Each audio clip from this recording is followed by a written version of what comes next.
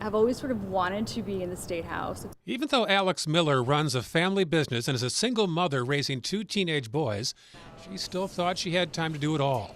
She ran for office, she won, and then she found out some valuable lessons she says she wishes she knew beforehand. I knew that session was 60 days long. I'm not sure that I was really aware that committee weeks were 4 months long.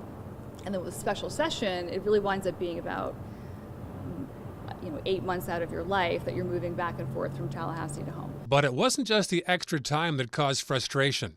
Miller says not voting for the eventual party leadership and voting out of lockstep with the majority of Republicans on key issues like abortion caused her to experience a chill from her new colleagues in the State House. When you go up to Tallahassee, you have to fall in line very quickly. And I went in with the understanding that it was a top-down, not dictatorship, but it was a very difficult, challenging place if you have any sort of outspoken ideas on issues that you may not be able to vote in line with leadership. And if you don't, I was told that you would be punished, but I didn't realize it would be so severe. And I had been removed from my two favorite committees, which were my healthcare committees, and I have an entire history and my entire career has been in healthcare. I spent 4 years on the hospital board and 22 years in medical distribution. So they had done that, I was told, and I don't know this for sure, but it was a punishment in essence for voting a certain way that they did not like in a couple of votes.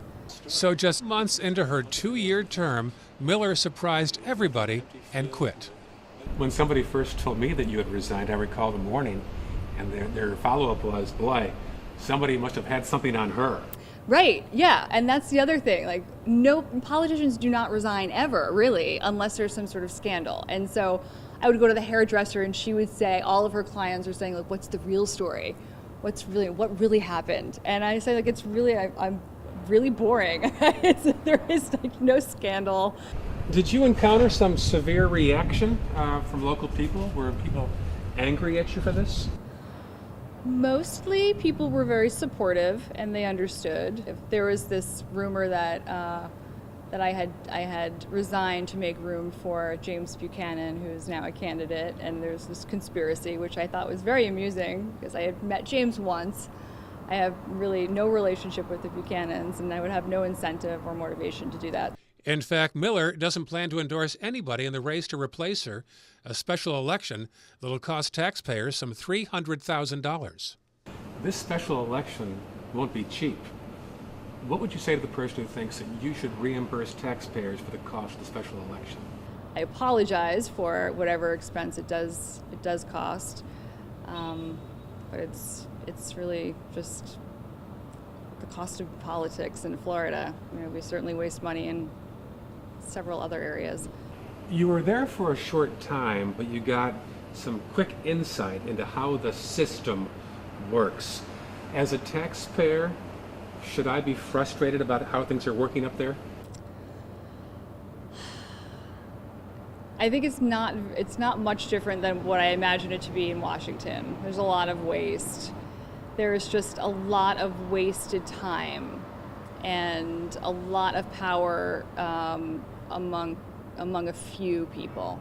And so you really have an entire house or whole chamber full of people that just press buttons when they're told to press buttons. And if they don't press buttons, they will have consequences. So much of the decision making is happening within the lobby corps and within staff because you have term limits.